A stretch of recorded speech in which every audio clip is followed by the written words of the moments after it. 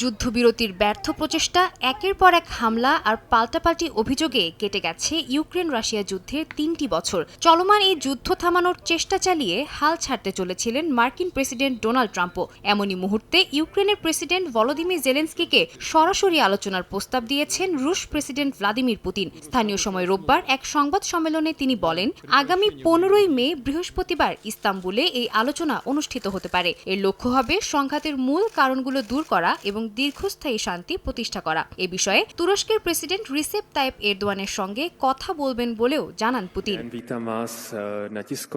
পুতিনের এই প্রস্তাবে সম্মতি জানিয়েছেন ইউক্রেনীয় প্রেসিডেন্ট ভলোদিমির জেলেনস্কি। তবে আলোচনায় বসার আগেই যুদ্ধবিরতির দাবি জানান তিনি। বলেন, হত্যা অব্যাহত রেখে আলোচনায় বসা অর্থহীন। তাই বৈঠক শুরুর আগেই সোমবার থেকে যুদ্ধবিরতি ঘোষণার দাবি জানিয়েছেন তিনি। দুই দেশের এই সিদ্ধান্তকে সাধুবাদ জানিয়েছেন মার্কিন প্রেসিডেন্ট ডোনাল্ড ট্রাম্প।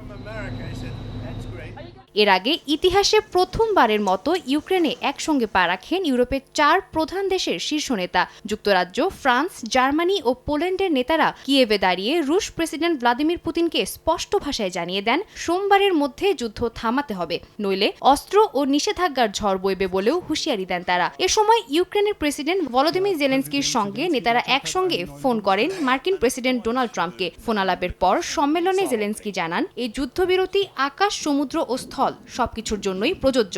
রাশিয়া যদি না মানে তাহলে ব্যাংক ও জ্বালানি খাতে আরও নিষেধাজ্ঞা আসবে বলে হুঁশিয়ারি দেন তিনি। মূলত এরপরই ইউক্রেনকে সরাসরি আলোচনার প্রস্তাব দেয় রাশিয়া। সাদিয়া তাসনিম, সময় সংবাদ।